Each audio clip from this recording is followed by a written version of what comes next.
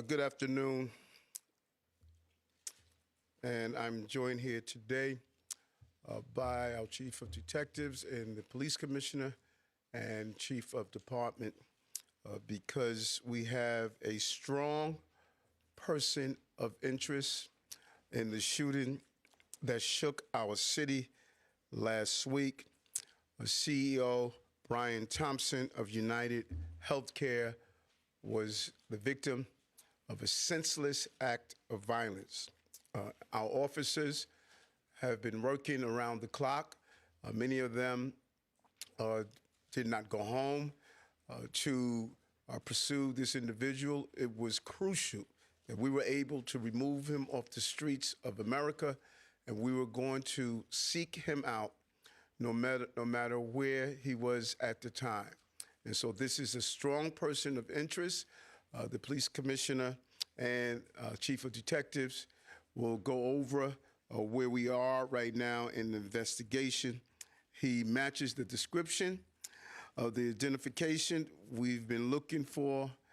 He's also in possession of several items that we believe will connect him to this incident. How did we do it? Good old-fashioned police work. The chief of detectives and the police commissioner made the decision to release as much of a photo that we had at the time. We sent it across the country, and someone, a McDonald's employee, did something we ask every American to do. If you see something, say something, but most importantly, do something. And they did. And because of that, we believe we have a strong person of interest to deal with this case. I want to now turn it over to the Police Commissioner of the City of New York, Commissioner Tisch.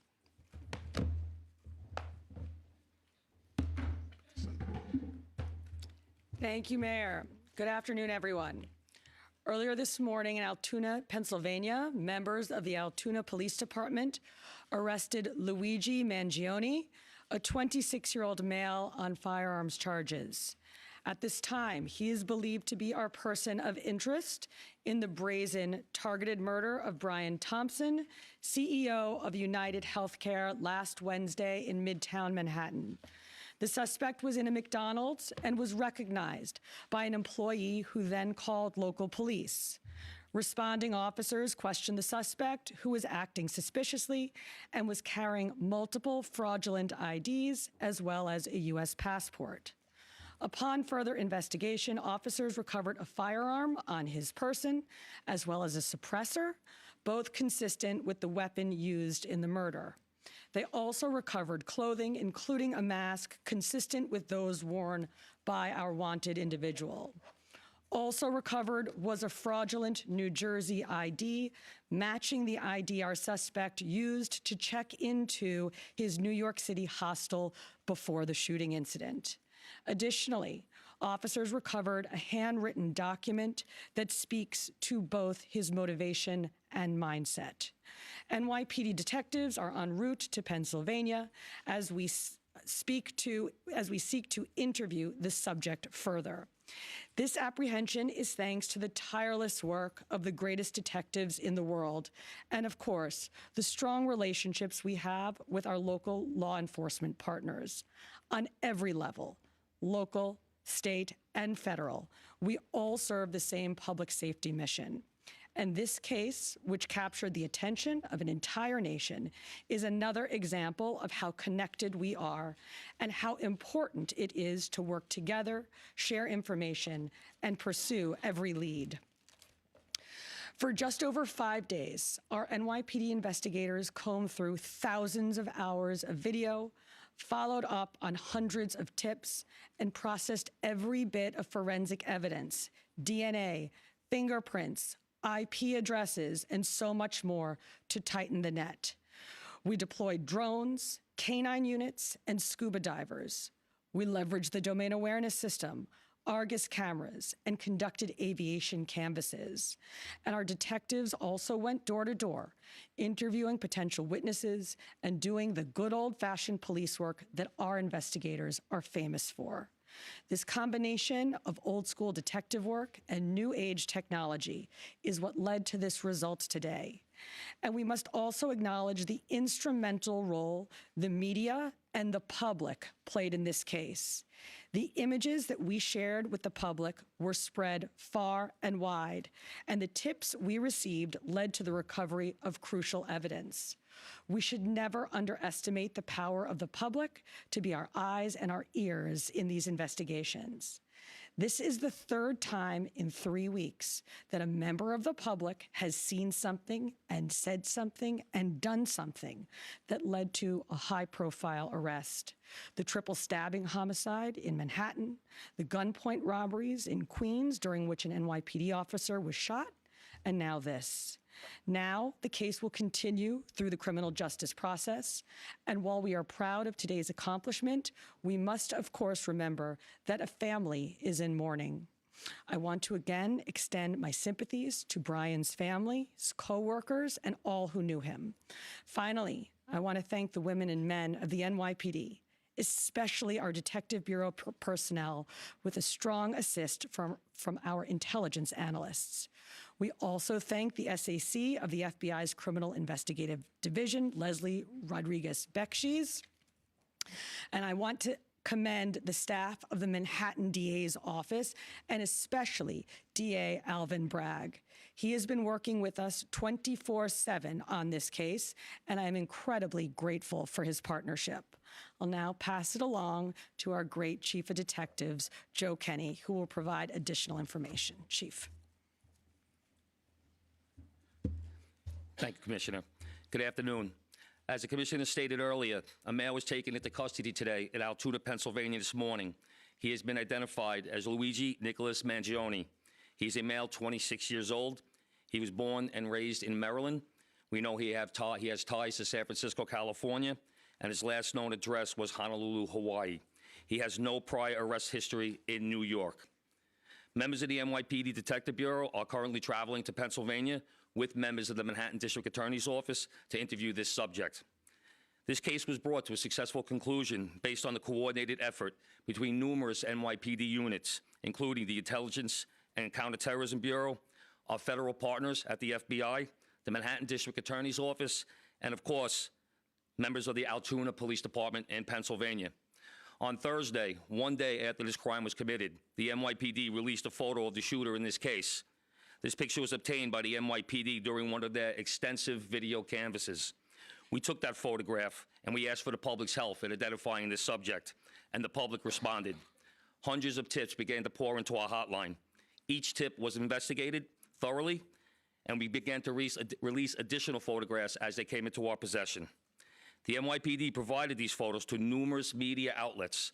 Local, national, and international outlets released the photo via television, print, social media, and online content. Luckily, a citizen in Pennsylvania recognized our subject and called local law enforcement.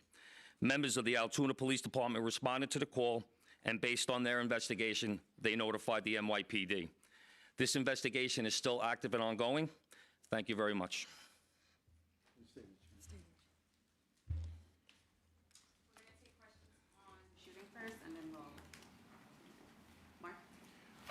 I had a couple questions about the document that he was found in possession with. Can you go a little bit more in depth about those motivations that you mentioned? Was that CEO specifically named in that document? Was there anything more about him wanting to go after others? And also in that document, was there any indication that explains us how the level of detail that he went into killing him? Like, is there anything? Like I said, that document is currently in the possession of the Altoona Police Department as part of their investigation. But just from briefly speaking with them, we don't think that there's any specific threats to other people mentioned in that document. But it does seem that he has some ill will toward corporate America. Over here, sir. NJ? Chief, was the suspect wearing a mask at the time he was spotted in the McDonald's? And also, criminal cases often have a linchpin. Can you point to a single linchpin that helped crack this case? There's numerous linchpins in this case, in the fact that we've recovered an enormous amount of forensic evidence, an enormous amount of video, and once again, with your help and the public's help. So I really couldn't put it on one thing, but If I had to, it would be the release of that photograph from the media. Dean? You said he had a passport on him. Do you believe he was trying to flee the country? And also, are you still looking for any evidence in Central Park in regards to the bike? We had divers in the water yesterday. That came up negative results. The passport, we don't believe that he was planning on doing any traveling. At this time, we don't think at this point in our investigation, we don't think he was trying to flee the country. The person at the McDonald's, were they buying food? What were they doing at that exact moment? He was an employee at the McDonald's. Right. But what was the suspect doing? He was sitting there eating. Will the suspect be brought back to New York and charged here, and when? We're going to have to work that out with the Manhattan District Attorney's Office in Altoona, Pennsylvania. He's going to be facing gun charges there, and at some point we'll work out through extradition to bring him back to New York to face charges here, working with the Manhattan District Attorney's Office. Anita? Hi, Anita from the New York Post. I was just hoping to get more details on the capture itself. Did he put up a fight? Did he say anything to cops? And we've also reported that he published online anti-health care industry rantings. Can you share with us some of the services that he posted on? We're still working through his social media. We're going to do a complete scrub of that. Preliminarily, like I said, he seems that he has some ill will toward corporate America, but that will all come out as part of our investigation. We're not done here. We're still going to be putting this together. We're still going to be working very hard to bring this to a successful conclusion. And the capture itself, did he put up a fight? Did he say anything to police? I don't have that information. Shayna? Oh, sorry. Can you elaborate on how he got there, the path he took from Port Authority and on the George Washington Bridge to Altoona, PA? Same thing. This just happened this morning. We'll be working, backtracking his steps from New York to Altoona, Pennsylvania. I was going to ask if we knew anything, if he took a bus to Philadelphia first and then somehow got to Altoona. But We're still working on that. We're still working through that. Britain, is there any indication that anybody else was helping him from the inside, as far as tracking the CEO's movements? Once again, we're still working this investigation very hard. It's not at its conclusion yet. That could come out during our investigation, but as of right now, we have no indication that that took place. Chief, did he have any weapons or anything like that with him when he was arrested? He was in possession of a ghost gun that had the capability of firing a 9mm round and a suppressor. Can you get into a little bit about the technical aspects of the investigation? I know you deployed an unprecedented amount of technology. You also activated the Sentry program through Intel. Can you talk about how that is going to play into actually building the case as far as cell phone and all of the other technical aspects of what you've done? In this case, it really came down to technology was the use of drones in Central Park, and really comes down to the video canvas that we did. We used every source of video that we could collect, hundreds and hundreds and hundreds of hours from hundreds of sources, and that helped bring this to where we are right now. The gun is it believed to be the gun he used in the shooting? And there was some talk that it was a veterinarian type gun. Is that accurate? No, as of right now, the information we're getting from Altoona is that the gun appears to be a ghost gun. May have been made on a 3D printer. The capability of firing a 9mm round. Obviously, that will come out during our ballistics testing. Oliver? Yeah, Oliver Barnes from the Financial Times. Do you have any indication how long this handwritten, is it a handwritten manifesto that you found on the suspect? And then also whether or not he put it online at all? Don't know if it's online. As of right now, it's a handwritten 3-page document. Chief, does he have ties to that area, and was he someone who you knew by name before his arrest? We believe he may have attended college in Pennsylvania, but like I said earlier, he has ties to Maryland and California and Hawaii. And you knew him by name before today? Was his name on your radar? Excuse me? Was his name on your radar? Was he someone who you had been looking into before his arrest? No, we did not have his name prior to today. Brent, Okay. sorry. Does he have any prior arrests? I know there were none for New York City, but is there any prior arrests anywhere else in the country? We have not come across any arrests in the country. Chief, hi, how are you? On two things. On the ghost gun, is it something you're going to be looking into to see if he made it himself and can he make that himself?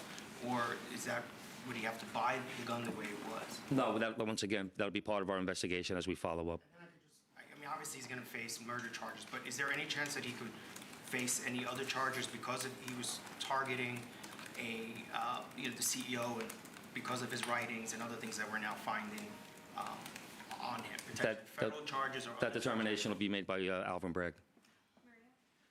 Yes, what connections does he have in Pennsylvania that you know of? And are they in Altoona specifically? We believe he attended college in Pennsylvania. Does he know anybody in Pennsylvania? Wouldn't be able to tell you that. All right, we're going to take one more question from Shooting Marla, and then we're going to go. Is there, what, you talk about the manifesto having said things against corporations, but specifically United Healthcare, and do you believe that Mangione acted alone?